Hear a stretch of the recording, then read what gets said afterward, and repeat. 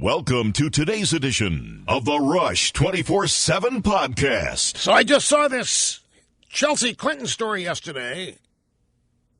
The headline is, Chelsea Clinton accuses Trump of sad, misogynistic, sexist rhetoric. And I'm wondering if she knows who her dad is. And I read, I say, who's your daddy?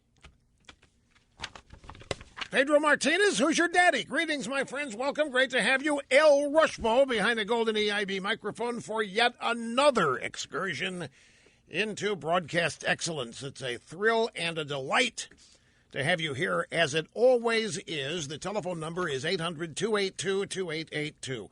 I have to tell you this. This is just... To me, this is just so heartwarming. Near the end of the program yesterday, I think it was in the last half hour, a woman called who said that she wanted to thank me for helping her to understand Donald Trump. She'd hated Trump, she despised Trump, but a lot of usual stuff. The media portrays him as a bombastic ogre, and she had bought it. And interestingly, her husband is a military veteran. And she said that he was kind of anti-Trump, too, which was curious. But that her 14-year-old son had convinced her to listen to me, which she did. So she called here to thank me and to thank all of us for helping to change her mind about Donald Trump. And in the process, or in the context of the call, she said that her family did not have a computer. And that was in response to a question of why she thought what she thought about Trump. And she made the point of saying she didn't make a point of it. It was kind of throwaway. She didn't have a computer, so the only thing she had was television and broadcast media as a means of learning about Trump. So at the end of the conversation, I said, did I hear you right? You don't have a computer. That's right. We have one, but it's really old and it broke and so forth. And I said, well, would you like an iPad? I said, I've got a couple of iPads here, and one of them is, I'd be glad to send it to you. And she said, that'd be so wonderful. I'm just buttering around. So I said, well, hang on. Don't hang up. Mr. Snerdley will get your address so we can ship it to you. You'll have it tomorrow, which is today. She probably already got it. Because we send everything priority one. None of this second business day stuff here. I don't understand why people, if you're going to send somebody something, get it there as soon as you can the next day. That's when I want stuff. I can't believe people send stuff a week. Well, I guess I can. I'm one of these. When a package is coming, it's like Christmas morning. Anyway, Snerdley told me that when he was getting her information, she got very nervous and sheepish and said, I don't know if I can afford this. What does it cost?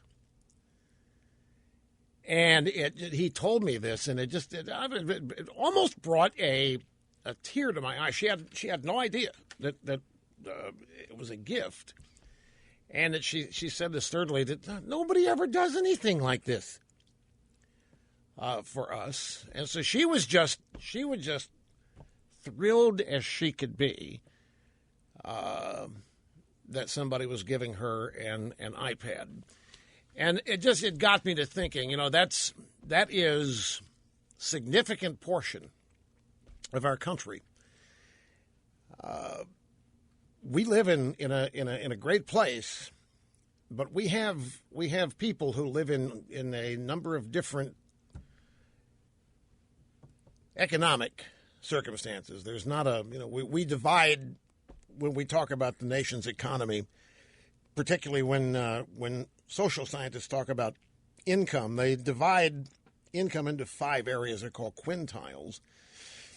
And it's just a way of expressing the economic circumstance for people in the country to get an idea of GDP, productivity, and so forth. And there are a lot of people, particularly in this economy, who don't have much and are having a tough time finding work. In this case, a retired military family and all of the problems that they have. And it makes me realize, the great fortune all of us have to be Americans, yet there are a whole lot of people. I call them the backbone of America, the people that make the country work. They're out there, they're working and they're slaving away, or they're trying to. And some of them just have a really tough time getting ahead, but they're every bit the American citizen that you and I are. And I always have them in mind every day when I'm doing this program. And I have them in mind when I count my own blessings. And so it was just it was another realization and reminder of people and their future and the way they live. And not everything is TMZ, and not everything is a red carpet opening or media event. And I'm so flattered that people like that are in the audience, because we really think that this program is helpful in a motivating and even an inspirational way. I mean, to ask Mr. Snerdley, what does it cost? I don't know if we can afford it. I don't know, folks. It melted my heart. And not because we were giving it, just because of the attitude. Obviously, this family nobody gives them anything. They're not familiar with that. They obviously haven't won anything prize-wise. I don't know if they play the lottery or not. But anyway, it was a great way to end the day yesterday. Okay, so there was a forum last night hosted by Matt Lauer of NBC News. This is amazing. Matt Lauer is catching it from both ends. And the rule of thumb is that when anybody moderating or hosting an event like this gets it from both ends, that they're doing a good job.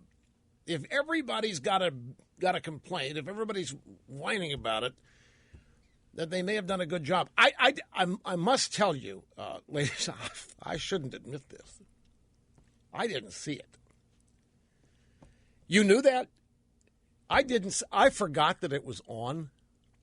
I shouldn't admit this, but I figure, why not be honest with it? I forgot that it was on. Last night was it was a hectic, chaotic night for a whole host of reasons. I had all kinds of software upgrades to do, beta upgrades to do, testing. I must have had, and then I had to watch the Apple event that was on during the program yesterday, and I just forgot this thing was on. And then later in the night, I'm checking the internet, and I'm seeing stories about it, and I'm start slapping. Oh, no, I forgot to watch this thing. So I get up today and I start reading about it, and there's some things that Hillary Clinton is lying her head off again about this email business and classified documents, which we're going to illustrate here in just a second. And the media, in a lot of places, particularly conservative media, is just livid with Trump for supposedly sidling up to Vladimir Putin. Trump was supposedly praising Putin and talking about how great his poll numbers are. And the reaction to, what, this guy is swallowing up Crimea? He's murdering journalists, and here's Trump out there singing the guy's praises. Oh my. I mean, there are a lot of pieces today saying, is this the best we've got? Are these two the best we've got? We are doomed no matter who wins this. We are doomed no matter who loses this. It was apparently a very sobering night, because in many people's estimation, neither candidate acquitted themselves well last night. Did you watch it? You didn't either. Oh, Snerdley says he didn't want to watch it. What are you trying to parcel so you're not overdose on this stuff, so you're only taking a few? Tired of it last night. Tired of it. You'd reached your emotional limit. Interesting. Snerdley is, he's a wonk like you have never seen. Snerdley is immersed in this stuff. And for him to tell me, my glass was full. I couldn't take any more of it. Brian, did you watch any of it, or were you reading the Tampa Bay Bucks final roster? Dawn, did you watch it? You did. You did. You weren't talking to your daughters. You didn't. Well, we've got the audio sound bites here, so we're going to review it. One of the great things about me as your host, I don't have to have seen it to tell you what you saw.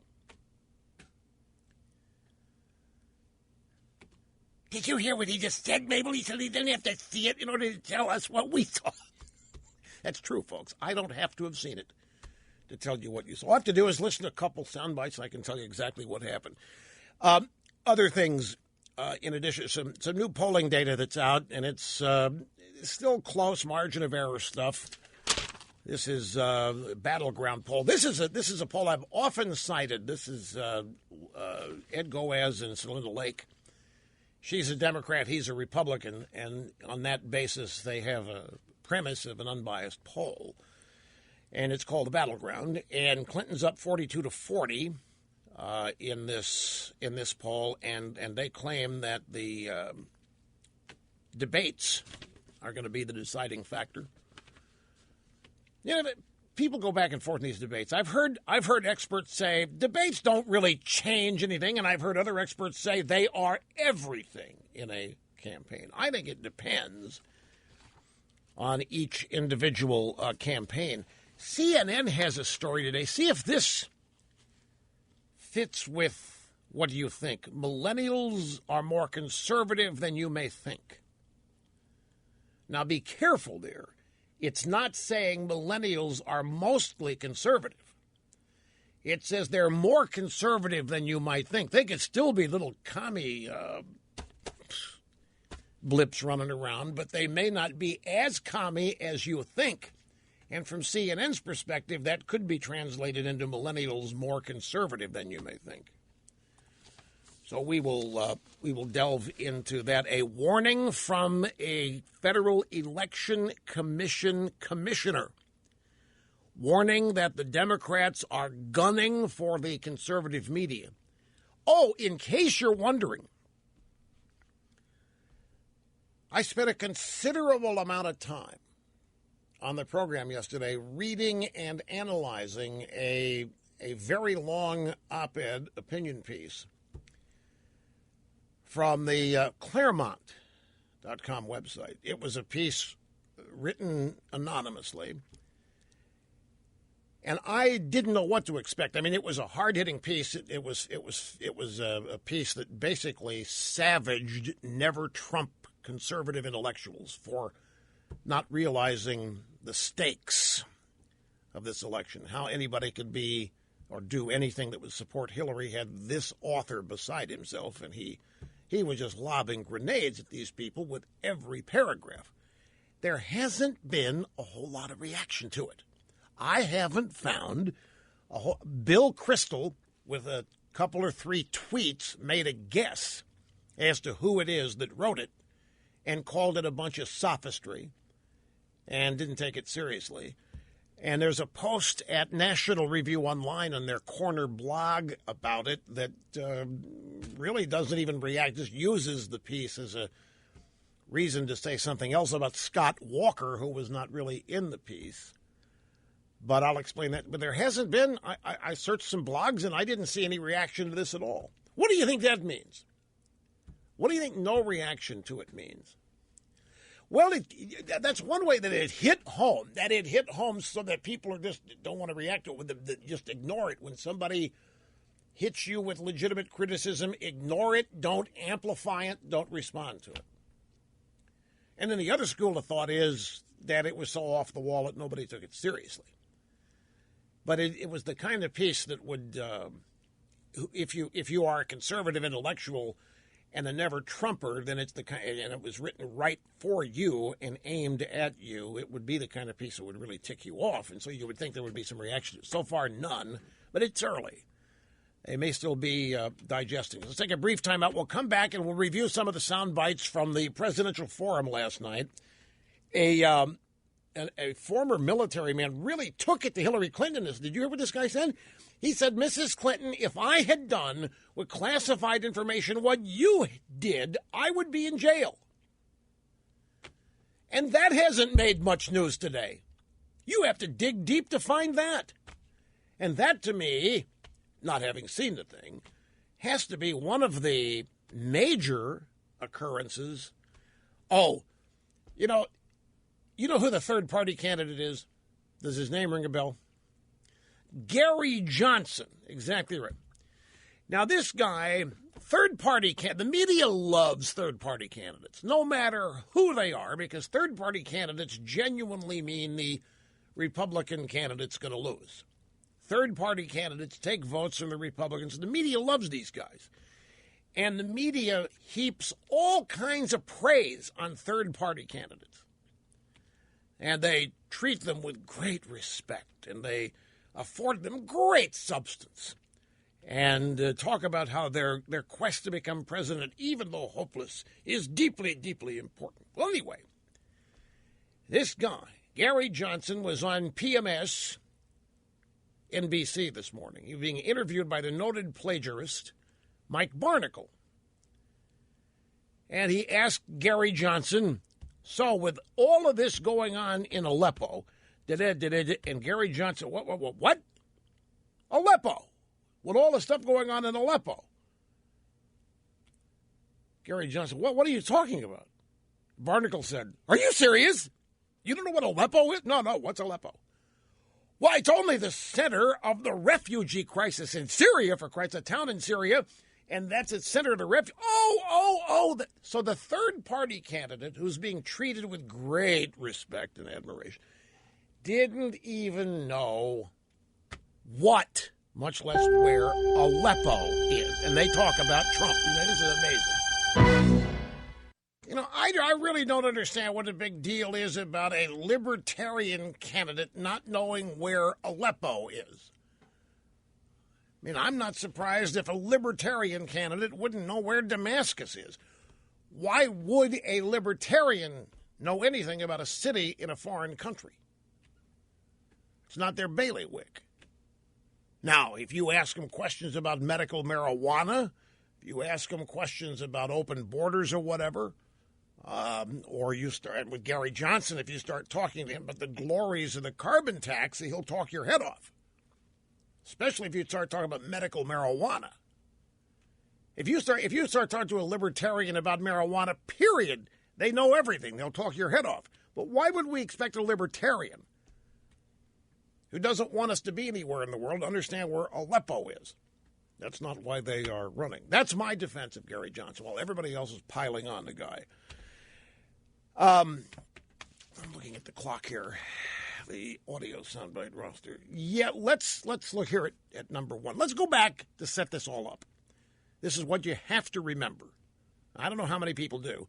March 10th, 2015, Hillary Clinton, first press conference ever, talking about her private email server and the scandal attached to it. She chose the UN, if you recall, because it was thought that the press corps at the UN was an internationalist press corps and didn't know diddly squat about domestic American issues, including her email server.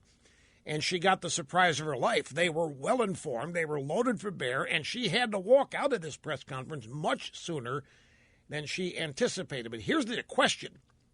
Were you ever specifically briefed on the security implications of using your own server and using your personal address to email with the president?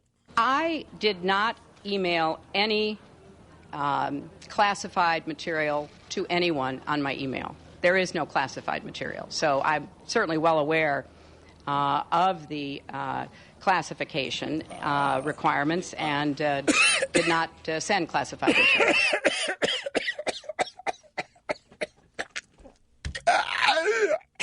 Excuse me. Don't forget that.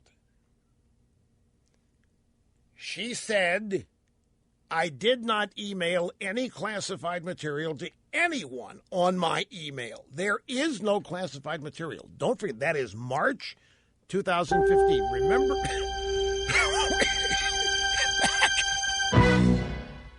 Your guiding light. Through times of trouble, confusion, murkiness, tumult, chaos, coughing, spasms, and yes, even the good times. So I got a note here from Cookie. Dear Rush. Well, actually, it says, hi, Rush. I watched the forum last night. It's my job. Oh, so another employee jabbing the host. Another employee reminding me that I didn't do my job last night while she did hers. This is how free my employees are to deal with me. I just pass this on so you know. Anyway, hi, Rush. I watched the forum, and Hillary was angry and dull. And Matt Lauer let her go on so she didn't have to answer many questions. And then Trump came on. He was not his best last night, Rush. Lauer was all over him. Trump was being Trump, not backing down, answering the questions directly and defensively is what gets him in trouble, instead of ignoring or blowing off their questions and saying what he wants to say like politicians do. That's Trump, by the way. Trump does not do politics. He doesn't behave like a politician. You ask him a question, he'll answer it, and for good or bad. So anyway, that's a review of somebody whose job is to watch this stuff and then provide the audio sound bites. So I want to go back again to this sound bite that starts this whole thing off. This is Hillary. We're going to play number one again, Mike. This is Hillary's UN press conference back on March 10th, 2015. First press conference on the email scandal, the private server in the home, the bathroom, wherever it was, in Chappaqua. Shows the UN because it was thought the press corps there would not be up to speed on domestic American political issues. Hillary thought it'd be a cakewalk. Plus, the UN press contingent thought to be totally slavish to former American diplomat Hillary Clinton, Secretary of State, basically puffball questions.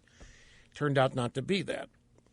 The UN press corps was up to speed, and they were pretty hard-hitting, and Hillary walked out of this press conference much sooner than she intended to. But this is the foundational answer that sets up everything to follow. Again, the question, were you ever specifically briefed on the security implications of using your own email server and using your personal email address to email with the president? It's a very good question.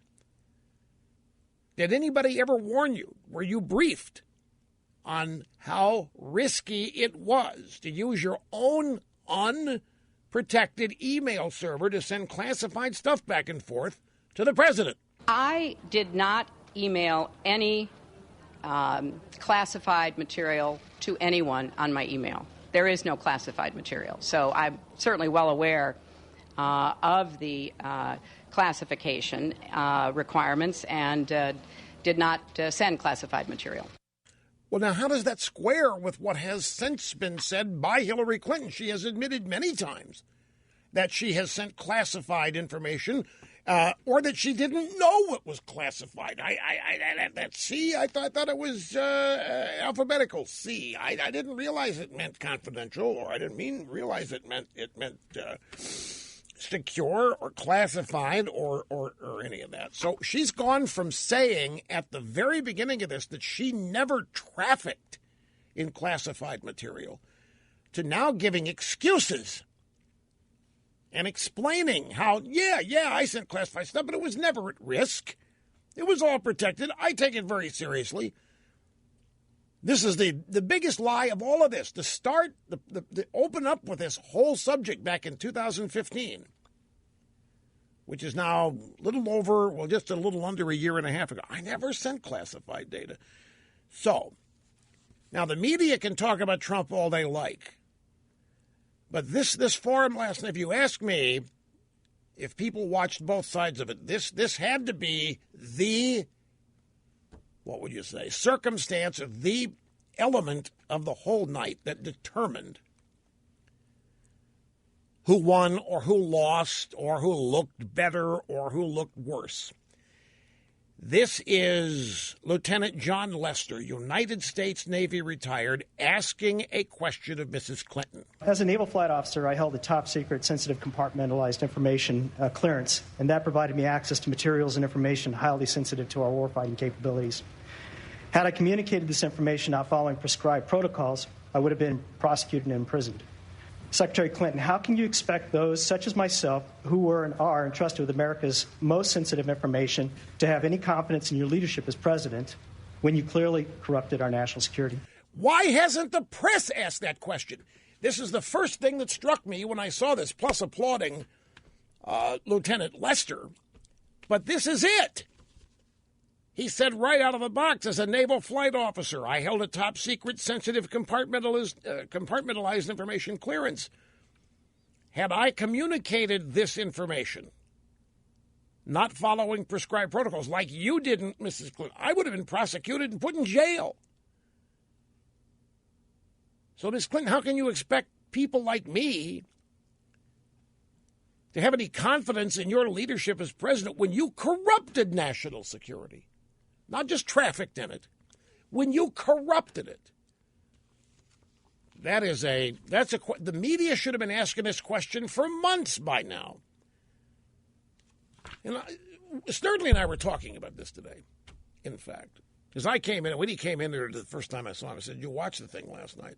"No, but I saw this press conference. I just saw this press." And he started fuming and cursing about Hillary's. She did a tarmac press conference at White Plains up in Westchester County. White Plains Airport, I think that's where it was. She got that putrid painted new jet of hers, that baby blue pink, supposed to look like Air Force One blue.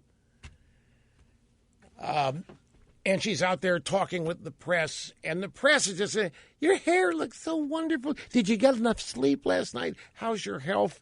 And Andrea Mitchell's making some comments, and Hillary's, "Oh, Andrea, I just love you. I just love you. Andrea, you're just indefatigable. Andrea, oh, my God, I just love you." And Snerdley came in complaining about the way the press. I said, what are you talking about? They did their job. That's exactly what they're supposed to do. They're supposed to. What Biden said the other day, Hillary's got to show her heart. So what's the media do? Show that she has a heart. They're not going to ask her hard-hitting questions. They're going to do. This is a great example. The media should have asked the question that the retired lieutenant in the Navy did, but they aren't. They're protecting her. And people get mad when they see the way the media treats her. Why waste the energy getting mad when you know they're not going to do anything other than that? Folks, look, they're not media. They are Democrat Party hacks and activists, and they are disguised as journalists. But their job is to get Hillary Clinton elected. Their job is to take Donald Trump out. Their job is to promote her. Their job is not to ask her tough questions. They're not to call her to account. They're not to do anything of the sort, and this is evidence that it took a retired Navy man getting into this forum last night to ask her the question. Here's how she responded. You know, and I know, classified material is designated. It is marked. There is a header so that there is no dispute at all that what is being communicated to or from someone who has that access is marked classified. And what we have here is the use of an unclassified system by hundreds of people in our government to send information that was not marked. There were no headers. There was no statement, top secret, secret, or confidential. I communicated about classified material on a wholly separate system. I took it very seriously. Hold it a minute. Why didn't you just grab number one? I communicated about classified material on a wholly separate system. I took it very seriously. Here's what she said again back in March. I did not email any classified material to anyone on my email. There is no classified material. So I'm certainly well aware of the classification requirements and did not send classified material. She has told so many lies about this, she doesn't remember who she said what to. So she says to the retired Navy lieutenant, I communicated about classified material on a wholly separate system back in March 2015. I did not email any classified material. Now, this business on the headers. Look, folks, all of this gets in the weeds. And I think we're here to try to inform, educate, and persuade people. Let's make no bones about it. And this email stuff has been going on for so long that a lot of people do have fatigue on it. The minute you bring it up, I don't want to hear it. I'm tired of it. It doesn't make any sense to me. They all do it. And they tune out. So that's the wrong way to go about it. The right way to go about this is to point out that she cannot tell the truth about whatever she's being asked, be it emails, be it servers, be it Libya, be it Benghazi, be it climate change, be it whatever. She makes a big deal here saying, well, you know, and I know, classified material is designated. There's a header. Let me tell you something, folks. Huma Abedin and Cheryl Mills and others in Hillary's office went through many of the emails that they submitted to the FBI and stripped the headers out. There are actual emails back and forth from people in Hillary's office talking about this. Have you scrubbed the headers? Did we make sure to get all the headers? Have we eliminated the headers? They did this post facto. They doctored, if you will. They edited classified documents and tried to make them look like they were not classified. So here comes Mrs. Clinton now saying, well, you know, there's a header so that there's no dispute at all what's being communicated. They took the headers out of many emails as a way of trying to convey that there wasn't anything classified. They did it. But she's relying on the fact that nobody's going to know this, that the low information crowd, many of the ordinary American voters are not going to have any idea. And she's probably right about that. But I can't let this go by. They stripped the headers out on I don't know how many thousands of emails for this express purpose. They knew, she knew, they were classified documents and they were trafficking in them. She didn't care. And that's why the retired naval lieutenant's question is crucially important. And we will be back. Don't go away. Look, I realize some people in the audience may not know what the header is in an email, but every email has a header. Most email programs hide them because it's just a bunch of computer-looking gibberish. It's the root. Among many things, it's the root an email took from the sender to you. All of the various servers and addresses and domains that it bounced off of and was routed through to get to you. And there's much more in a header. Now, they are, by default, not displayed in most email programs. If you have Apple Mail, if you want, on the Mac, you can display the headers. I don't think you can on the iPhone or the iPad. Maybe the iPad, not sure. But on your Mac, you can if you want to see it. And if you're having email problems and you have an IT consultant, the first thing he's going to look at is the header to any problematic emails because it shows the root. Those are the things. Anybody can see them if you know how to activate them. They're hidden just because it's a bunch of junk to the uneducated, uninformed, high-tech mind. But if you want to see them, you can. And Hillary, this was in a June 2011 email. Shows Hillary telling her top advisor, Jake Sullivan, to send secure information through insecure means. In response to Hillary's request for a set of since-redacted talking points, Sullivan wrote, they say they've had issues sending secure facts. They're working on it. Clinton responds, if they can't, turn to a non-paper with no identifying heading and send non-secure. She was telling them to strip the headers out. She did this with email. Send the headers out and send it non-secured. She was sending classified data like you and I send emails. And this is, in some cases, it's a new lie. And no matter how many times she claims it, paper documents that have been classified are stamped with a rubber stamp marking their classification, but that's not possible with emails, hence the use of letters and brackets like the C to say confidential or classified. And then there's all kinds of emails where she asks the staff to strip the headers out, which would eliminate any sign that there is any classified data within, and then send it through regular channels. It was not only stripping out the headers, she then proceeded to send secret, eyes-only, classified emails through regular email. You wouldn't have even needed to hack it. All you would have had to do is know somebody to whom she was sending email and have them forward it to you. It was irresponsible, and it is dangerous to boot. Here's Julie, Temecula, California. Great to have you up first today. Hi. Hi. Thank you for taking my call. Yeah.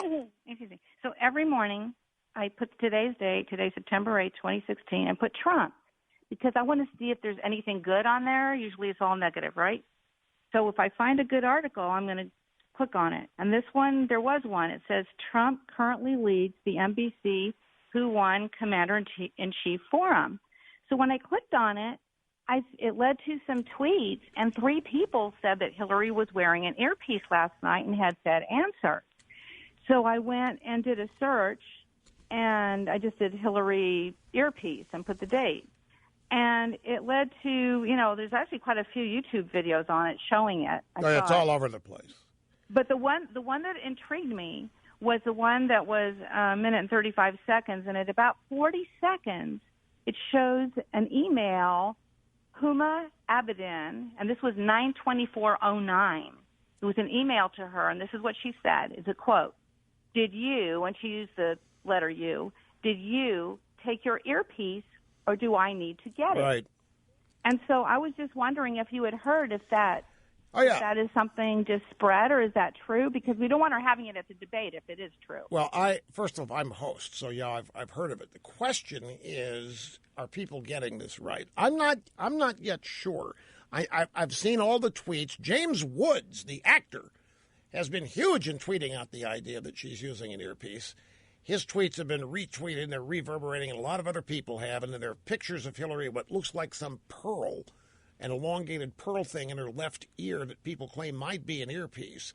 And then that Huma email that you found asking Hillary, "Do you have your earpiece, or do you need me to get it for you?" and so forth. I'm still out school on this. I'm not sure, Julie. This is, and I'm out of time here. Look, it's too long to ask you to hang on, but we'll continue this when we get back because I do need to address this. The thing about these earpieces is they are common. They are used by actors, stage actors. Forget their lines, they're prompted with these things. They're also prompted for other things, particularly if they're elderly. A number of professional uses for these earpieces. Whether or not Mrs. Clinton was using one, the jury's still out for me on this. Greetings, my friends. Welcome back. Great to have you here. Rush Limbaugh, serving humanity, executing assigned host duties flawlessly. Zero mistakes. Actually, that may not be true. I may have made a technical mistake moments ago regarding Hillary's emails because I was misdirected by the staff. Now, in days gone by, when the staff screwed up, I took the hit. I mean, I always thought it was a very small public person that blamed invisible staff for his own mistakes. But I've taken so many of these hits over the years that I've decided that when the staff is really to blame, then they're going to get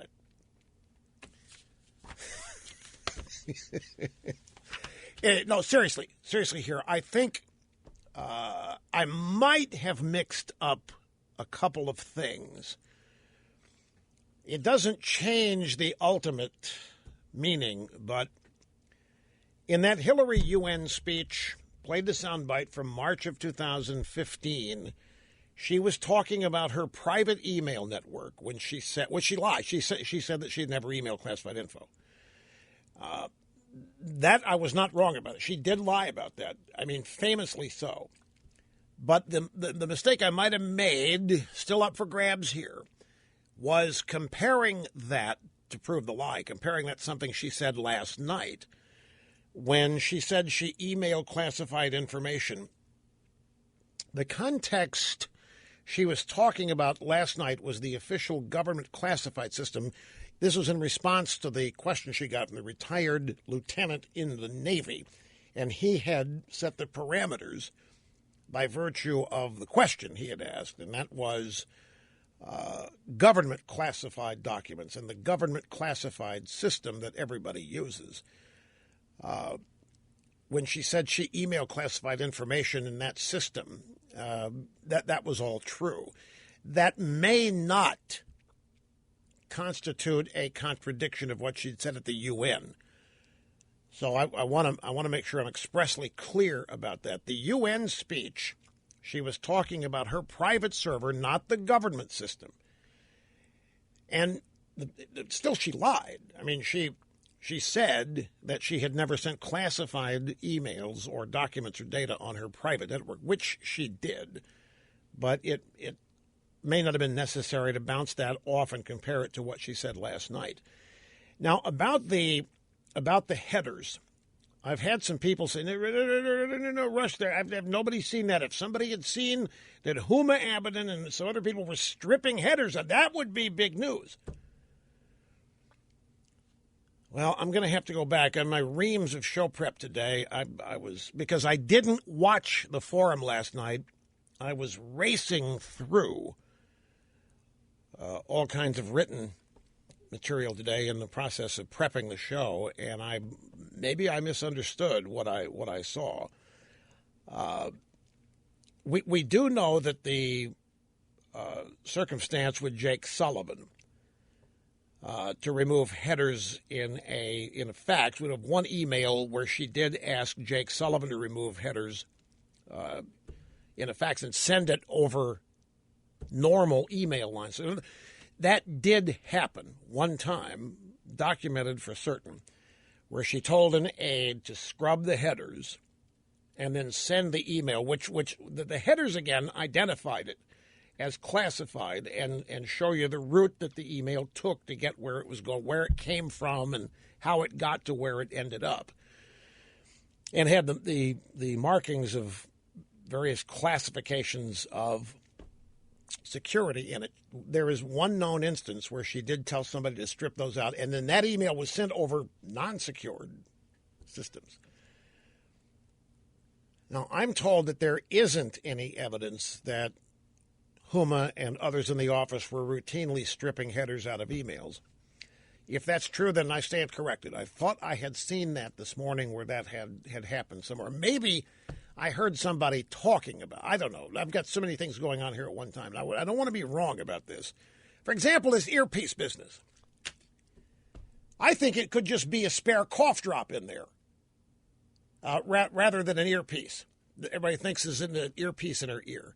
Got to be very careful about this. You know, during one of the debates between George W. Bush and I think it was either Kerry or Al Gore, the Democrats said that Bush had a bulge in his jacket. And they said that it might have been a receiver for an earpiece or something that was hidden somewhere that Bush, because Bush was an idiot. You know, that was the conventional wisdom. That was the press had put out that Bush was a cowboy doomcoff and didn't know what to say, was being fed the answers. That turned out to blow up in everybody's faces. There was no earpiece or private communication system. Now, the reason why this is caught on with Mrs. Clinton is because of Mrs. Clinton's character. The Clintons are documented to be cheaters. Mrs. Clinton's health is also a factor. She's not all there. She's admittedly had a concussion. She was out of commission for months at a time. She claims that she forgets this and forgets that. She doesn't know this. She doesn't remember that. And then you add to it well, it can't be denied, the age factor. You put all these things together. They have created the impression that we have somebody here whose health is fragile. And we have somebody here who also can't tell the truth to save her life. And she's told so many lies that she can't remember to whom she's told or said what. And so now we've got pictures, a close-up picture of something in her left ear last night. And it looks like, well, you don't know what it looks like until others put the idea in your head. So somebody says, that looks like a pearl earpiece. Oh, yeah, like a Rorschach test. That's what it is. It's a pearl earpiece. Then somebody finds a tweet or an email from Huma Danger to Hillary saying, do you have your earpiece or do you want me to get it for you? And people are thinking, what in the world would she need an earpiece for? Is she hard of hearing as well? And if that's the case, why wouldn't they call it a hearing aid? And, well, they might not calling it a hearing aid because they don't want anybody to know that she has a hearing disability. That wouldn't look good. Somebody running for president, so earpiece might be used. Then there were a bunch of tweets that began last night after this close-up shot of Mrs. Clinton. And there is something in her ear. Like I say, I think it's a cough drop, a spare cough drop. But it could be an earpiece. Then when you learn that these things are used on Broadway, they're used, well, not just on Broadway, but actors on stage use these, particularly elderly actors. You'd be amazed, folks, at this. learning lines gets harder and harder as you get older, like Mrs. Clinton. And particularly on television shows, they have cue cards next to cameras or earpieces. They have people helping certain actors with their lines, particularly a very, very prominent, very successful, highly reputed actor that some TV show desperately wants. But the actor is near retirement age, and the days of really, really hard work are behind them. So in an effort to get the actor, make it easy as they can, don't have to memorize the lines. They have earpieces and other ways of cueing the actor when to say what.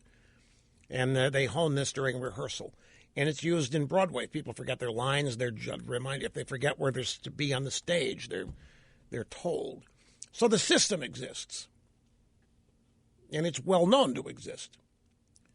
And if you put everything together, you have Mrs. Clinton with the way they have presented her. Fragile health, concussion, memory challenges, memory problems. Plus they're Democrats. They cheat. You throw all that in the mix and you show somebody a picture of Mrs. Clinton with what looks like a spare cough drop in the ear and you tell them it's an earpiece. Yeah. And I've just seen this blow up a couple of times on people, like the George W. Bush example. Now, don't misunderstand. I'm not saying that they wouldn't do it, but I think something so patently obvious that everybody here has seen, I just don't know that they are that desperate in the campaign. I could be wrong. Actually, I think they are that desperate. I think they thought Hillary'd be at 70%, Trump would be at 30%, and this would be over by now. So I think there is beaucoup concern on the Democrat side. And I do think there are a lot of people that think she needs help. And I think the Democrats cheat in any way they can to give her an answer. But then again, look at it the other way. If she's running around with earpieces, why is she lying so much? If she's got an earpiece, somebody could shoot her the truth. Somebody could whisper what she should say that would not be a lie if they're actually doing all of that. But you can see, if you follow this on Twitter, you can see how eagerly people have picked this up. I mean, this is the kind of thing that develops a life of its own, and it expands, it mushrooms, it grows out there, and in many people's minds it is factual. And all I'm telling you is that I am not ready to sit here and say with ontological certitude, yep, I think that's an earpiece, and I think they're cheating, and I think they were whispering things in her ear to make sure she said the right things. I just don't know. And you also have to take into account, the original source for these kinds of things. You have to weigh a lot of things in determining whether or not you want to sign on to something. Now, we're not a local show in Timbuktu. So there are very many precautions. That's why I'm spending so much time here trying to get right. The whole idea that she may have been ordering people to strip headers out of emails. I could swear I either heard that or saw that today, but I'm being told, nope, only that one time that you talked about with Jake Sullivan. What is probably far more likely that happened here is that the Clinton office routinely transmitted information that they knew was classified, either from reading classified documents or attending briefings. They appear to have done this thousands of times, routinely transmitted information they knew was classified. There's no question, I don't think, that they did this. She's a security risk out the way. She's arrogant. She is above it all. She doesn't think much of the classification system. She probably thinks a bunch of things that were said to be classified and secure really shouldn't have been. And I'm not going to take the time, and I'm not going to put my staff through all the hoops. I need to send this to somebody, and I'm going to send it. To hell with it. Because she's above it all. She's not going to be held accountable. And Comey didn't.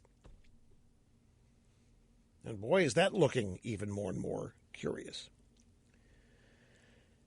Now, most of the time, when Mrs. Clinton emailed classified information, she was not emailing an actual classified document. she was emailing, just like you would email with anybody else. She was passing along information she knew to be classified. This is an important distinction to make. And this is one of her outs. But I never sent classified information. I never knowingly passed on. No, you just took the classified information and you trafficked in it. That is what they do. Let's say I had a security clearance and I attended a classified briefing at which I was told we're sending ground troops into Aleppo tomorrow, being led by Gary Johnson. Let's have a classified briefing, and that's what I am told. Now, let's say I leave the briefing and I come back here to the EIB Southern Command, and I get on my email system, and I send to my brother, you're not going to believe this. You're not going to believe this. We are going to send ground troops into Aleppo tomorrow, and Gary Johnson of the Libertarian Party is the commanding officer. That's what she did. She got a classified document or she got a classified briefing. She collected the information. Then she's unable to keep a secret. It's as simple as that. The actual classified documents themselves, not a whole lot of that being trafficked. Now, when she did that, well, let's continue to use me. Let's say I go to a classified briefing and I hear that we're going to invade Aleppo with commanding officer Gary Johnson, the Libertarian Party. I come back and I send an email to my brother, David, you're not going to believe it. I'm not going to write classified on it. I'm not going to say, hey, I got classified news for you. I'm just going to pass along. It's gossip, except this isn't gossip. This is classified briefing information that she received, but she's now passing it on like people pass on gossip. She's been caught doing this. And now they're out there, no, I never said anything classified. No, I never said classified. That's where the rub is here. So she didn't put classified on these emails where she's passing along classified information. And she's not going to create headers with big, bold font indicating that I wouldn't, like what I'm writing here is classified. But there's still no doubt that if in this scenario I have unlawfully transmitted classified information, even though there were no markings in the email that I sent my brother. And that's what's happened here. And I think that may be the best way to explain this to people who are having trouble getting their arms around and understanding why it's such a big deal. I don't understand. So what? Well, it's just like what you do when you send gossip around about people, except this isn't gossip. And she's Secretary of State. She's sending around government secrets to mention, and these are foreign leaders. Who knows how she's using this stuff to solicit donations to the Clinton Foundation? She's taking American classified information and trafficking in it for her benefit, one way or the other. That's essentially, when you boil this all down, what this is about. Back in just a second. Back to the phones we go. San Antonio. This is David. Great to have you with us on the EIB network. Hello. Yeah, thanks for having me on, Rush. I want to say I'm a big fan. You're my daily dose of sanity in an insane world. I'm a 34-year-old millennial, I guess. I'm about to finish my master's degree in sociology. And I call myself a true libertarian, but I don't feel like anybody out there, whether in the university or political world, really represents me or even wants me. And especially not Gary Johnson. I don't know where he gets off calling himself a libertarian. To me, he's like a Green Party reject liberal that's also an opportunist like most liberals. Thank you. I'm glad that you said that. You're exactly right about that. Yeah, I mean, he seems, okay, there's an opportunity. I'll run as a Republican. Nobody's representing the libertarians. I'll run libertarian.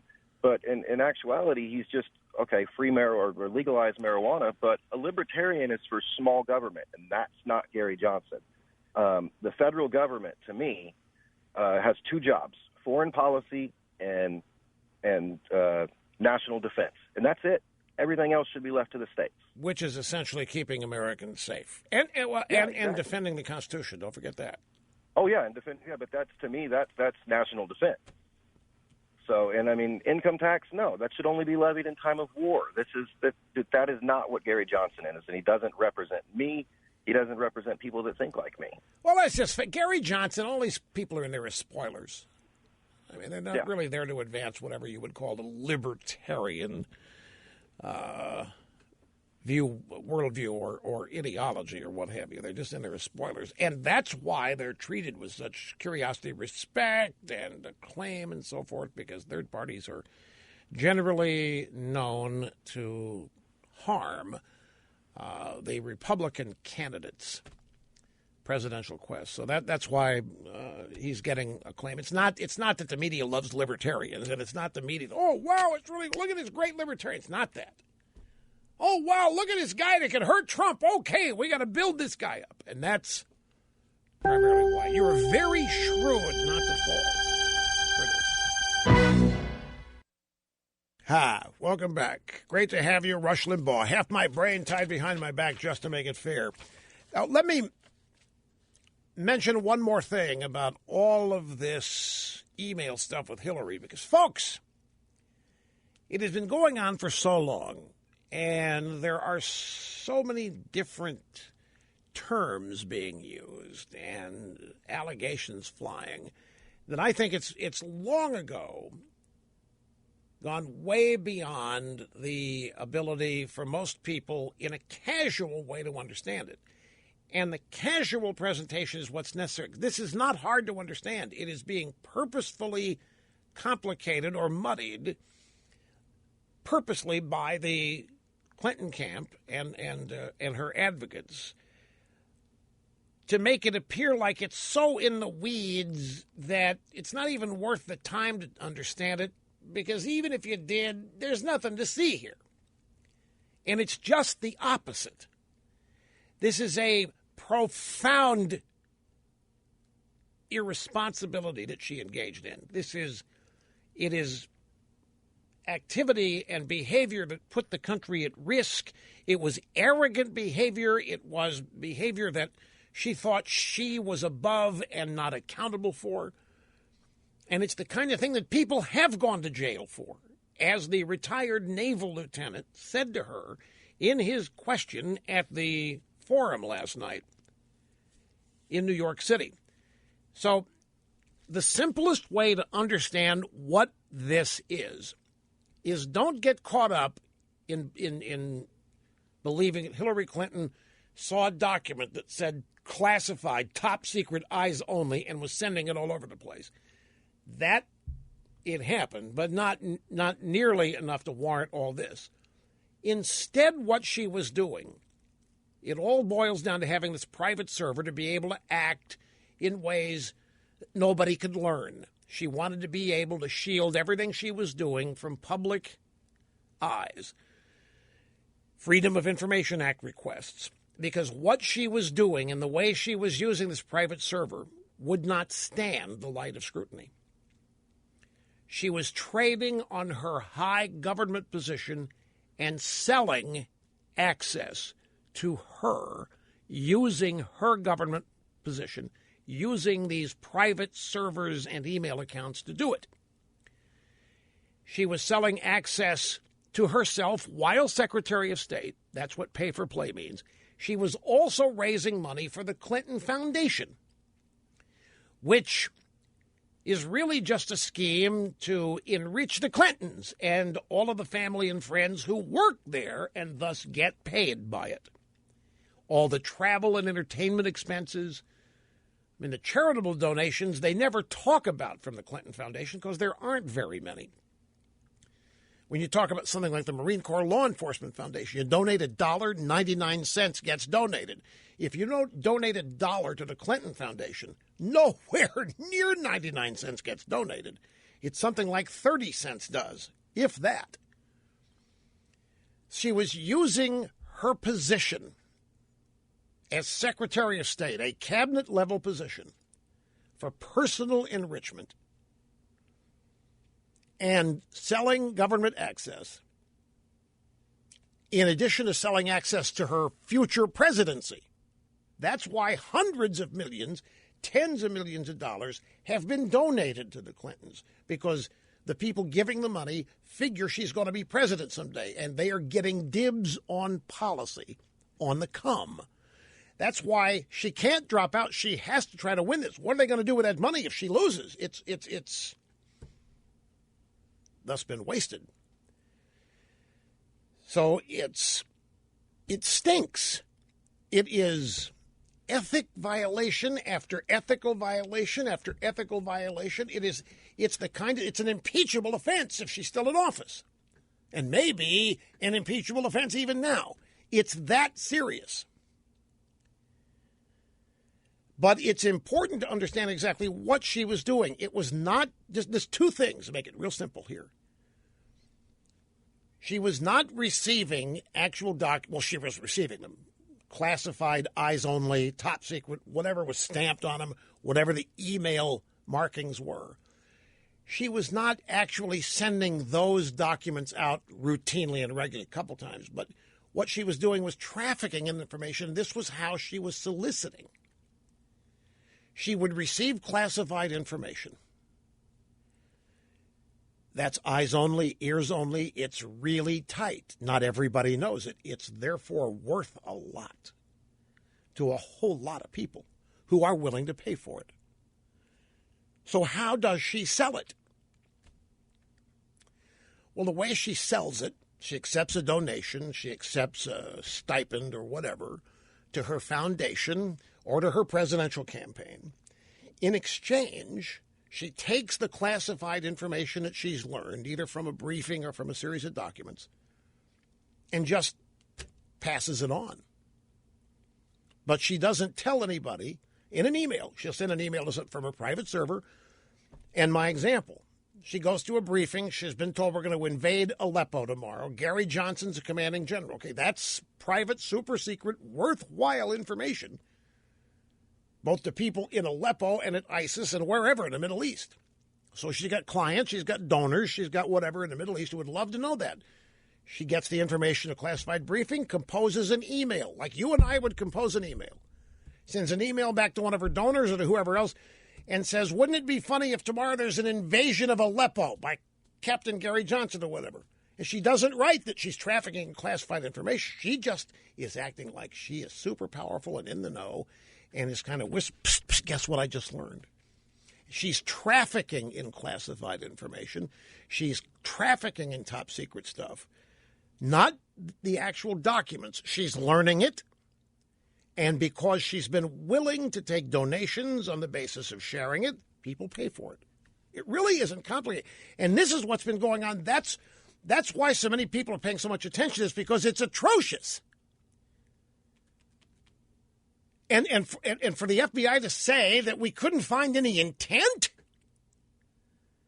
the private server is the intent. The effort to hide what she's doing is the intent. But I know what that was about. The FBI director did not want to be the guy in all of American history known for taking action that eliminated the Democrat Party's presidential nominee in the year 2016, and that it was Hillary Clinton is an added problem. I don't want to be the guy. So he goes, he has his press conference, and he details everything she did and leaves it up to the voters as the jury to try the case, with the election being the trial, rather than recommend she be indicted. She wasn't going to be indicted anyway, no matter what Comey did, because the DOJ and Loretta Lynch were never going to indict her anyway. They're going to send a Democrat gallows over this. This is how they traffic. Now, one other thing, just to bring this home, because you're going to hear her say, or you may remember her saying, I've never trafficked in classified info. I don't know. I took it very seriously. I would not know. Who, me? Why, I love America. Why, no, I wouldn't do that. Okay, we need to find an easy way to expose her as lying on that. And the way to do it is this. Any official, Secretary of State, Undersecretary of State, third tertiary Undersecretary for Public Affairs at State. Anybody, any public official who has a security clearance, but especially a high-ranking official like Hillary. Secretary of State has the authority to designate anything as classified. It's not that she's just a recipient. Anything she's dealing with the security clearance that she had, she could designate anything as classified. Okay? Well, then you might ask, well, what gets classified and what doesn't? Well, she is expected to know that.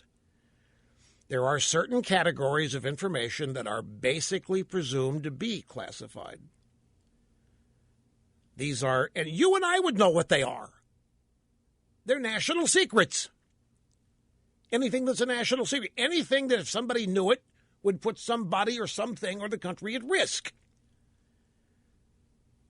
And when you're Secretary of State, pretty much anything should be classified. There are things you are not supposed to talk about. There are things you are not supposed to transmit. And particularly on a non-secure system, which hers was. Everything she was doing was on an unsecure personal system. She had to know that if her emails referred to any of these categories of classification, whether they were marked or not, they were classified. She had to know. She's the smartest woman in the world. She's more qualified to be president than anybody who's ever been president, said Obama. She's more qualified than him. She's more qualified than Bill, George Washington, FDR. She's been the smartest woman in the world for 30 years. So don't, she plays this ignorance card or this victim card, this sympathy card. I didn't know. Nobody told me. I didn't know. Obama even issued an executive order outlining these categories. And I'm holding here in my formerly nicotine-stained fingers the relevant section. It is section 1.4, classification categories. And it's exactly what anybody with any measure of common sense would think. Let me briefly read it to you. Information shall not be considered for classification unless its unauthorized disclosure could reasonably be expected to cause identifiable or describable damage to the national security in accordance with Section 1.2. It pertains to one or more of the following. Are you ready? Here are the categories. Military plans, weapons systems or operations, foreign government information, intelligence activities, including covert, like what the spies are doing, intelligence sources or methods, cryptology, anything that is encrypted, foreign relations, scientific, technological, or economic matters relating to national security. It's all common sense stuff, and Obama issued an executive order defining the categories. She's out there claiming ignorance or unawareness or whatever. She's saying, "I didn't know that C. I thought that was for paragraph C." Well, there weren't any markings. It didn't say classified anywhere. Well, that's because it's not necessary. Anybody at her level of government would understand, for the most part, it all is. And she was trafficking in it anyway. The scope of the lying here is broader than anything she has ever lied about. And you add Benghazi to this, the lie about the video and the lie about what caused it and the lie about everything. I mean, it's almost incalculable, the scope and the potential danger and the ramifications of the lying this woman routinely engages in. But particularly in these areas of national security, it's just astounding. And all of this is getting lost as it gets complicated and tied up in exclusive language that diplomats use and security officials use. And if you finally say, I'm tired of it, I don't want to hear anymore, leave me alone, I don't want to. It's not that hard to understand. Anyway, I take a break here. I hope this helps. Back in just a second. Back to the phones, Williamstown, Kentucky. This is Roger. It's great to have you with us, sir. Hello. Rush, it's an honor, and I just want to make an observation that's been guided by your theorem about how the president, Obama, has always stayed away from the fray and never taken the political hits when he should. If I take you back to before when this all started, when President Clinton met with Loretta Lynch, we were all wondering if Loretta Lynch was going to indict. And then there, shortly after, the FBI director had a press conference where all of a sudden the blame shifted to him for no indictment.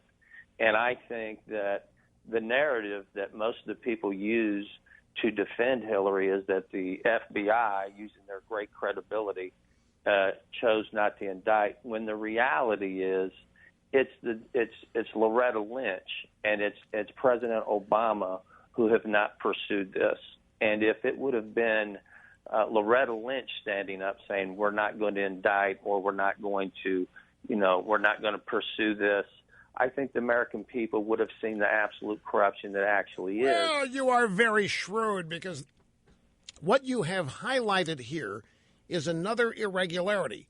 In the normal ebb and flow of the FBI working with the Justice Department on the investigation of potential criminal activity, we never get what Comey did. The FBI's recommendations and presentation of whatever evidence it has happens privately. And if they recommend prosecution or not, we never know.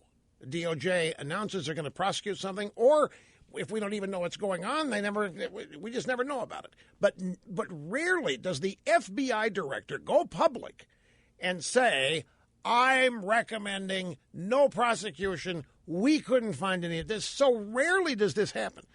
And what you are shrewdly observing is, in the process, the FBI, the director, takes the hit. He takes all of it off of Lynch, all of it off Obama, all of it off the DOJ, and gives all these Hillary acolytes a free rein to say, hey, look, the FBI. And as you say, they're highly respected. The FBI said there's nothing there. Nothing there. Now, you're exactly right. Yes, and obviously I don't think the President Obama was going to risk his legacy with this. I think they saw this. They've completely changed. Very shrewd of them, Rush, because it allows him to get out there and speak with credibility if he wants to campaign for him.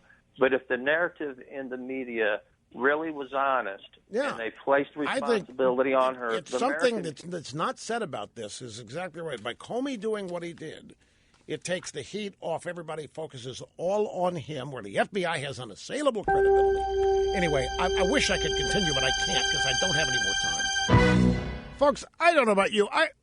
I'm getting a little tired, if I can express this correctly, of news being made on Twitter. If you know what I mean, maybe you don't know what I mean. I'll try to explain what I mean when we get back.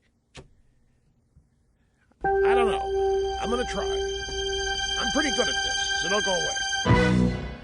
Back we are. Great to have you with us, El Rushbo, serving humanity simply by being here each and every day. One big, exciting broadcast hour remains, 800-282-2882.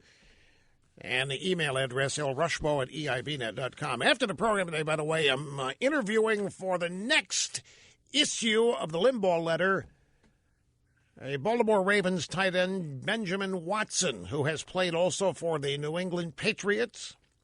Why are you frowning at me? You didn't know? What do you mean, what's his deal? Benjamin Watson, he's a tight end, played for the Patriots. He's played for the New Orleans Saints and the Ravens. He's 36. He's a 12-year veteran. He just, in a preseason game, I think, blew out his knees, gone for the season. But he has a new book. And that's what we're going to be talking to him about. He's distressed at the racial divide occurring in the country. He's distressed over, well, a lot of it, but he's distressed over things happening to the African American community by left-wing activism. He's Christian, but it's very risky. Think the opposite of Kaepernick in some regards. I mean, I don't want to pre-characterize it, the interview, until we speak to him.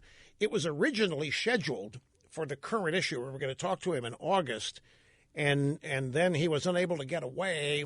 We do the interviews 3:15 on the day that we choose it, and during training camp he simply didn't have the time to do it, and asked for a later date. And then like a week later, had the injury to the knee, and so we scheduled it for the next issue coming up.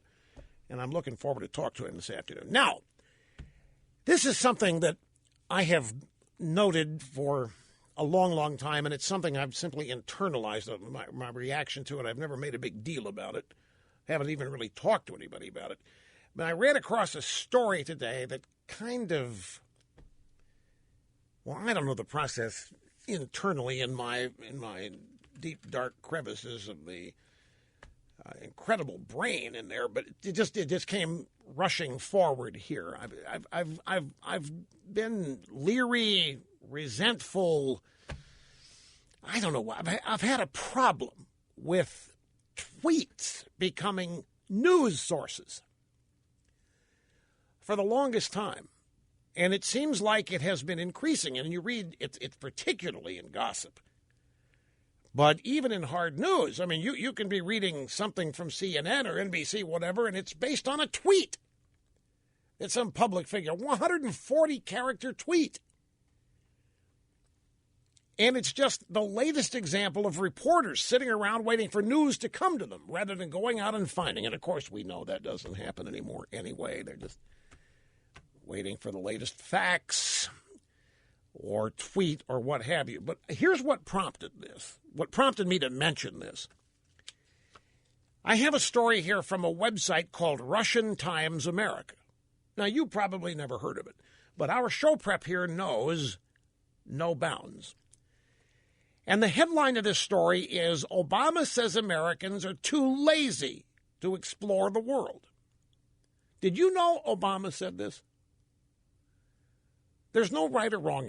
Have you heard? Did you know that Obama said to anybody that Americans are too lazy to explore the world?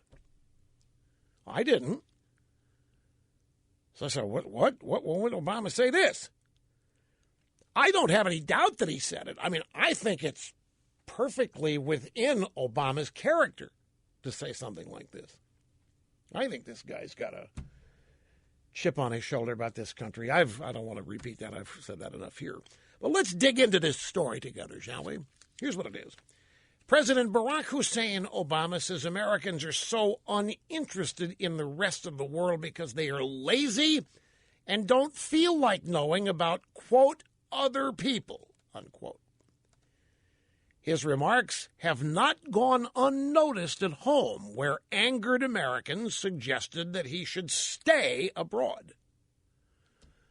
Okay, so I read this from the Russian Times America website. I say, what? People at home. This is the first I've heard of this, and yet they're saying that Obama's remarks have not gone unnoticed at home. I'm not aware that they've been noticed, but they have. See, that's the thing. I guess this is what they report he said. We are such a big country, we haven't always had to know about other parts of the world, Obama told a young Southeast Asian Leaders Initiative town hall. He's over there in Laos. And he's over there in China at the G20 and whatever. And he said, if you are in Laos, you need to know about Thailand and China and Cambodia because you are a small country and they're right next door, and you need to know who they are. But if you are in the United States, Obama continued, sometimes you can feel lazy and think, you know, we're so big, we don't have to really know anything about other people. And Obama added, that's part of what I'm trying to change. Okay. We even have the audio soundbite of this. That's how extensive our show prep is. Let's move forward here to audio soundbite number 24, and let's listen. Again, this is yesterday in Luang Prabang. I love the names of these places. I'd love to go to the... Where are you calling from today, Rush? I'm in Luang Prabang. What are you doing? I am Luang Prabanging. That's what I'm doing. Is at the Young Southeast Asian Leaders Initiative Town Hall. Here is our esteemed president. Because we're such a big country, we haven't always had to know about other parts of the world. You know, if you are in Laos, you need to know about Thailand and China and Cambodia because you're a small country and they're right next door and you need to know who they are.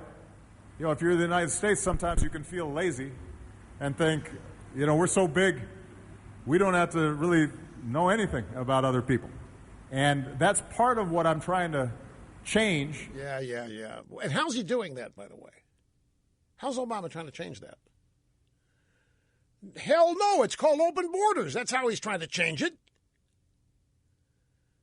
He's not just apologizing, he's opening the borders. Okay, if you Americans, if you think you're so much better than everybody else, and if you think you're so big, you don't need to know everybody else. You don't know that the real people in this world, the people that really count, don't live here. And I'm going to make sure you get to know them. And hello, Syrian refugee. Hello, whoever he thinks we need to know. I think it's just part and parcel of Obama attempting to diminish the United States as a superpower. This is a castigation. He's castigating people. We're a bunch of arrogant citizens. We're so big. We're so selfish. We don't care about other people. We're the most generous freaking nation in the world, for crying out loud. But in his view, we don't care. We're too big. We're lazy. We haven't taken the time to learn about all the superior government systems around the world, like communism and Islamism and socialism. We're so locked in our old-fashioned attachments to the American founding. What a bunch of deadbeats Americans are. Speaking of which, deadbeats, you got to hear this before I get back to this. Bill Clinton was in Orlando yesterday at a Hillary campaign event, and he doesn't like Trump's Make America Great slogan. This is what he said. I'm actually old enough to remember the good old days, and they weren't all that good in many ways. That message, I'll give you America Great again, is if you're a white Southerner, you know exactly what it means, don't you? What it means is, I'll give you the economy you had 50 years ago, and I'll move you back up on the social totem pole and other people down. What Hillary wants to do is take the totem pole down and let us all go forward together. Whatever the hell that means, but here's implied racism. Bill Clinton saying that white Southerners know what Make America Great. In other words, that's racist, folks. Trump's slogan, Make America Great Again, that's racist. And Bill Clinton should know because his idols were all racist segregationists. Bill Fulbright, William Fulbright, the senator from Arkansas. So he's out there actually trying to say that Make America Great is really a bunch of white Southerners who want to go back to the days where they ran the show and the minorities were back there invisible and unseen and not causing any trouble. And Clinton knows that's what Make America Great is. No. Make America Great Again means rescuing it from the destruction wrought by people like Obama and the Democrats who've been running this country into the ground for who knows how many years. That's what making America great. It's nothing about race. But this is how. Did you notice the cheers that he got? Hey, you know, these white Southerners, like I am, I'm one of the, they know exactly what that means. And then this rigmarole about the totem pole. When Bill Clinton starts talking about totem poles, Monica Lewinsky's not far away. Now back to Clinton in Laos. I'm sorry, Obama in Laos at the Southeast Asian Leaders Initiative. That would be the Y SEALs, by the way. That's the anagram, the the YSAL, whatever. At the same time, Obama did not forget to flatter Laotians after calling Americans lazy twice, once in reference to acting on climate change. Oh, yeah, see, we still are not getting with it on climate change. How many of you watch Mr. Robot? This stuff is there. You watch Mr. Robot? You don't watch Mr. Robot? Well, I watch Mr. Robot. And if you don't watch it, just think geek. Total geekville. It's about hacking. It's about, and the hated entity in this show is a corporation called Evil Corp. The Evil Corporation. They manufacture evil, and they run everything. Everything. Evil Corp owns everything, including the Oval Office. They own it. And the CEO of the Evil Corp, they hack Evil Corp. These renegade geeks. Anyway, the CEO of Evil Corp last night was being asked by one of his subordinates, "What keeps you going? You've been running Evil Corp for who knows how. What keeps you going?" And here was his answer. You know, when I was young, every room I was in, there was somebody more powerful.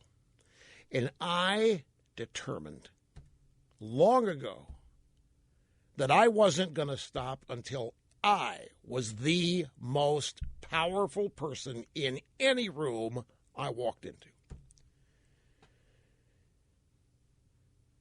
Now, we got doofuses all over the place. He basically talked about how he was going to be God on earth. And then in going through his litany of things that he was fighting and dealing with, came this. There was a section where they were trying to sell the Congo to the Chicoms. Evil Corp wanted to give Congo to the Chicoms. And the guy says, and a reason why is because climate change has already destroyed Congo. It's worthless, and the Chicoms have no idea. So let's unload Congo on the Chicoms because and here it is again, another reference to climate change as though it's real and it's destructive. And it's not. It's an absolute hoax. And here's Obama, after calling Americans lazy twice, once in reference to acting on climate change. Yeah, we're not doing anything about it, folks. Despite how many people are driving worthless cars they'd rather not have, despite doing a whole bunch of stuff they think they need to do to make up for all of the destruction they have wrought. You see, with the left, it's never enough. You can give up everything you've got. You can devote everything you have to their cause, and you're still never doing enough. We're lazy.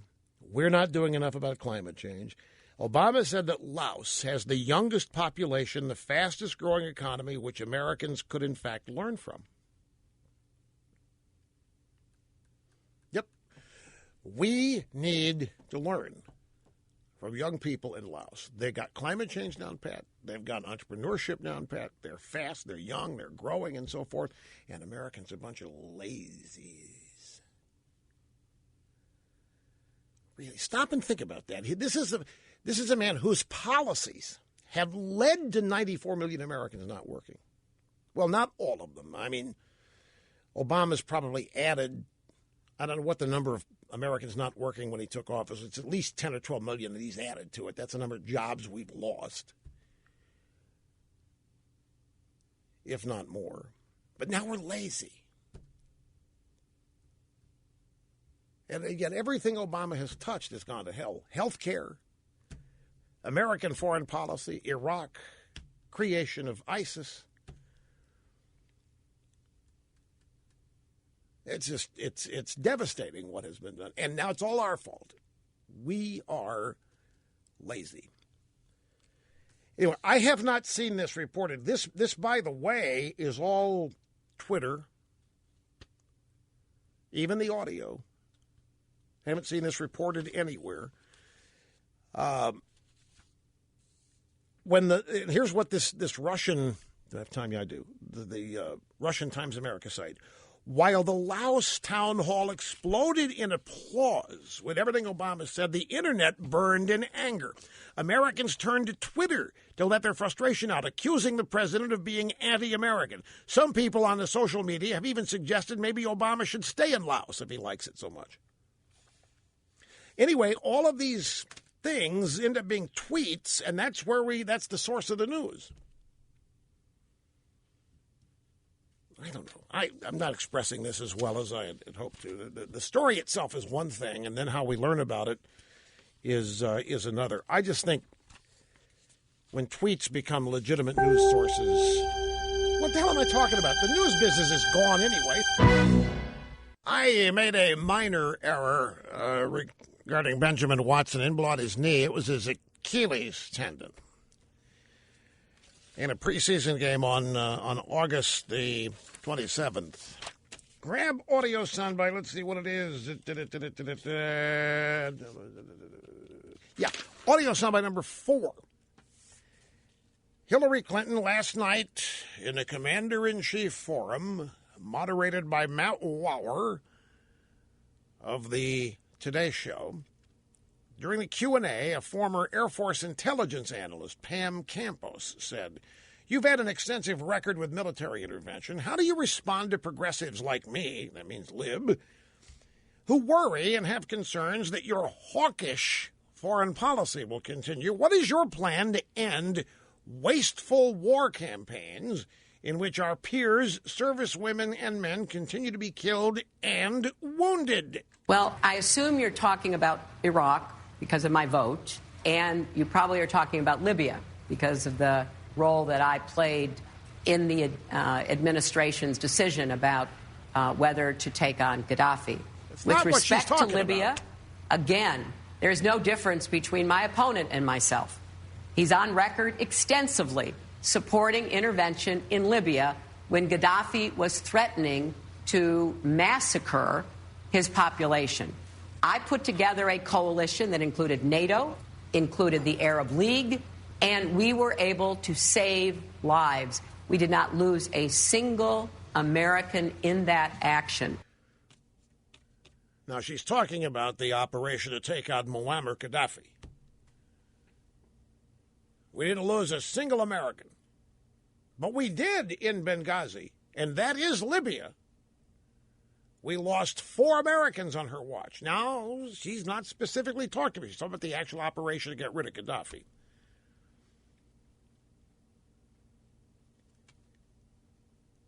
But that's not what she was asked.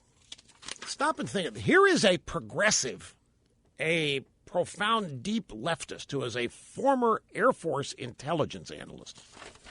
That scares me right there.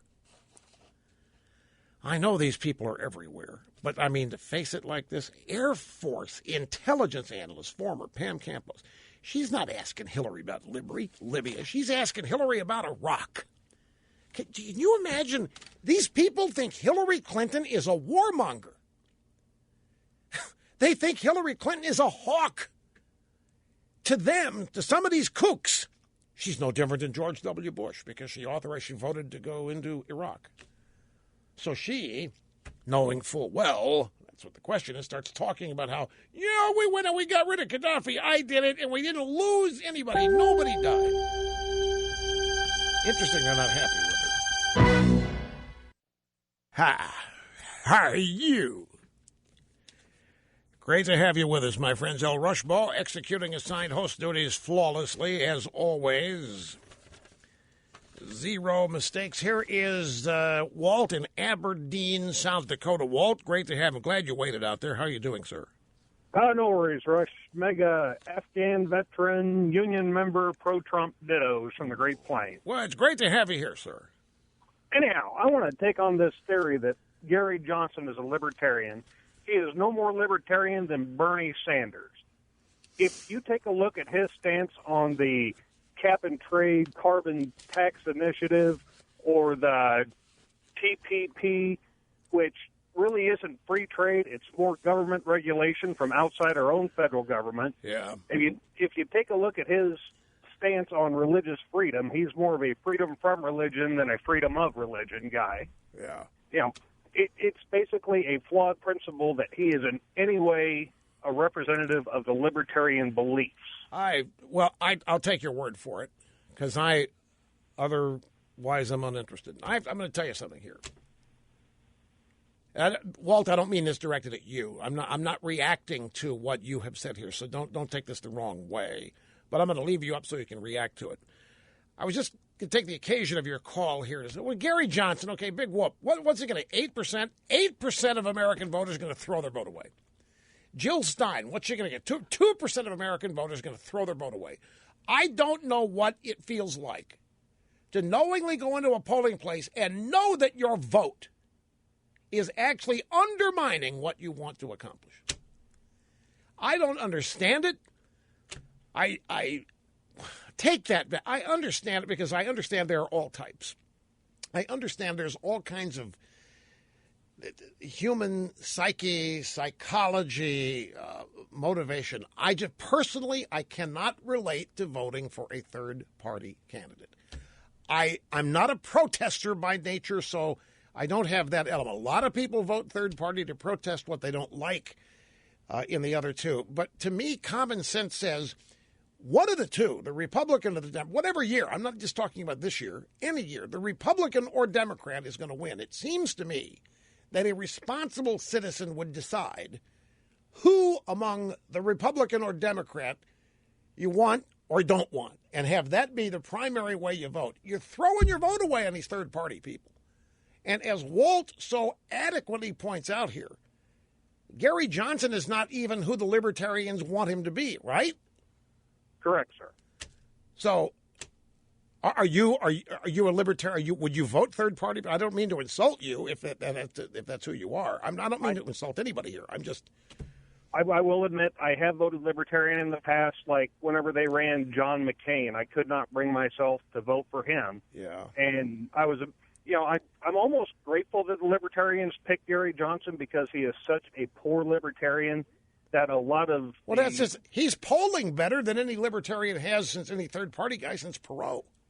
I really think that is coming from the Bernie Sanders crowd for what he believes in, because had the libertarians you may have a point there, yeah. Had the libertarians managed to convince someone like Rand Paul, who I was a huge supporter of, to run for the libertarian ticket, then I actually think that he would poll more votes from Trump than Gary Johnson is going to manage to pull from Clinton, although the Arizona does worry me. In what sense? Well, and I am not accusing Trump of racism or bias against Hispanics or anything, but Gary Johnson's attitude toward illegal immigration and not defending our borders, supposedly that's being manipulated to pull a lot of what would be normally conservative Republican votes from Trump to Johnson in a normally conservative state. That may be, but I don't think Gary Johnson's pulling votes from Trump. I think people are voting against Trump for their own and he's who you vote for. If you don't like Hillary and you can't stomach Trump, okay, where do you go? You don't vote Jill Stein, so you go out and you vote for Gary Johnson. I don't think it's an affirmative vote for him. I think you just have some people, for whatever reason, that don't like Trump on the Republican side. They're never Trumpers. We know they're out there. And Gary Johnson just happens to be the receptacle you throw the trash that is your vote in. Right. Well, my whole thing is, the anti-Trumpers I cannot stomach because they're the ones that kept constantly berating me anytime I said that I didn't support a milquetoast Republican like the McCains or the Romneys. And, the Hillary voters, I write off into three categories, actually ignorant, willfully ignorant, or willfully evil. Let me see. Speaking of, you mentioned Romney. I've got a story here that Trump's polling better than Romney in some poll here, where it is. I don't know. I'll have to find it here. In the meantime, Walt, thanks for the call. I appreciate it. You're obviously more up to speed on Gary Johnson. The only thing I know about him is that he doesn't know what Aleppo is or where it is. I think I might have found it here. Walt, thanks very much. I appreciate the call. Let's see. This might be it.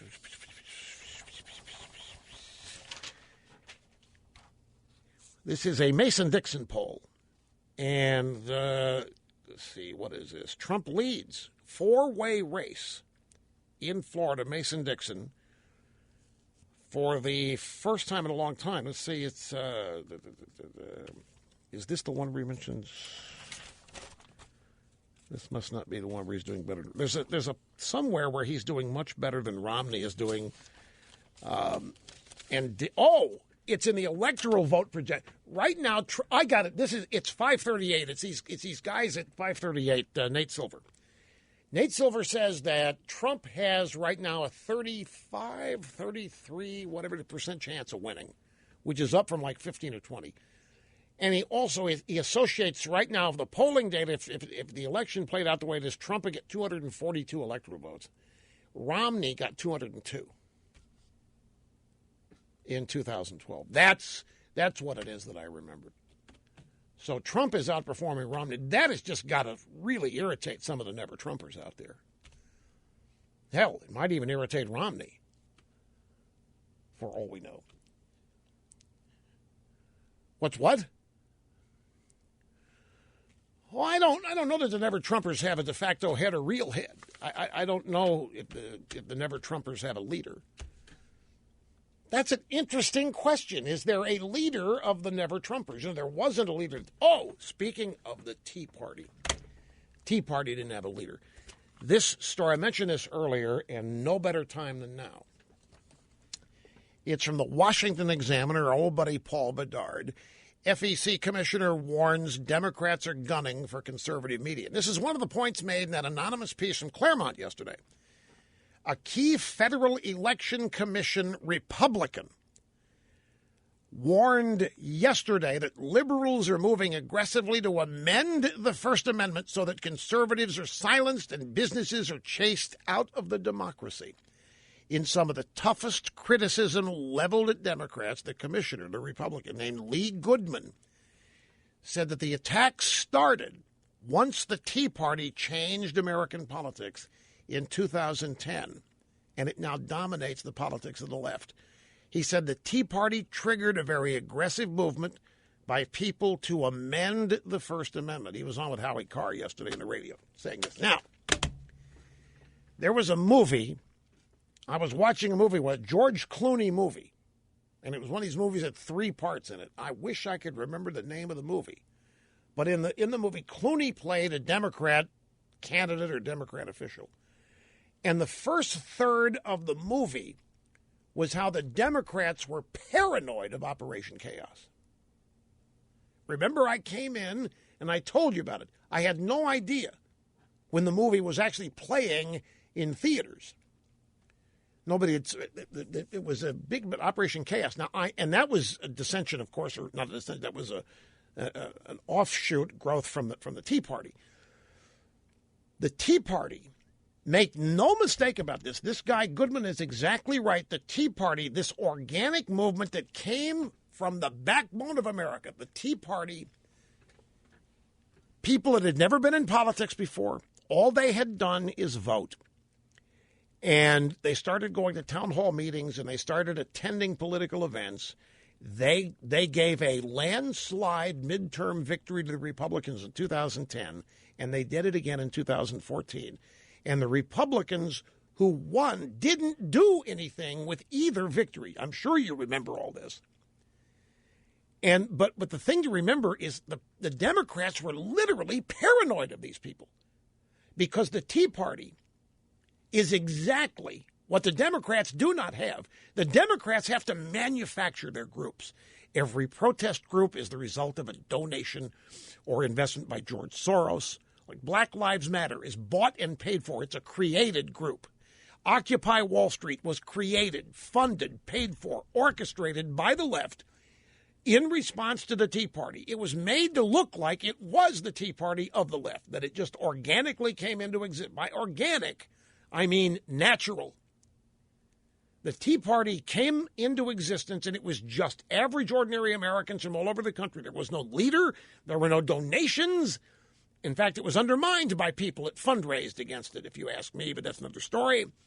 The Tea Party was legitimate Americans fed up with what Obama was doing. It was related to spending. It was related to Obamacare.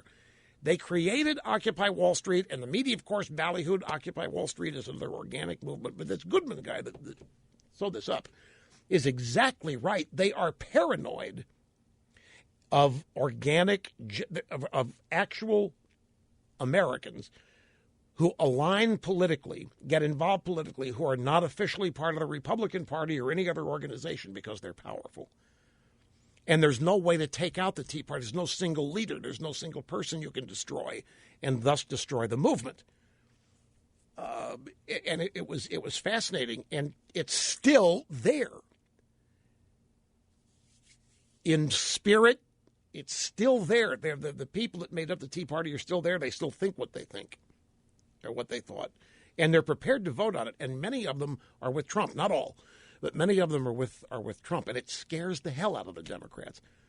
And this guy at the FEC, the Republican, is warning everybody that the Democrats on the FEC are prepared to do everything they can to undermine anybody in conservative movement media that might be said to act as like the Drudge Report. They're targeting Drudge. They think Drudge is an unofficial Republican campaign aide. They think that of talk radio. And so they are preparing moves on the First Amendment to redefine what political speech is. They want to limit it. And the First Amendment specifically is about political speech. Specifically political speech. Anyway, I'm a little long. I have to take a break. We'll come back in just a second. Well, that's it, my friends. Another exciting excursion into broadcast excellence unfortunately has to come to a screeching halt. Well, it's actually not a screeching halt because we're always back. We'll take a little break here of 21 hours. We've got the opening NFL game tonight. Carolina Panthers at the Denver Broncos. A Super Bowl rematch. Doesn't happen much. Super Bowl rematch on opening night. All kicks off around 8:30. Pregame is earlier than that on NBC with Al Michaels and Chris Collinsworth.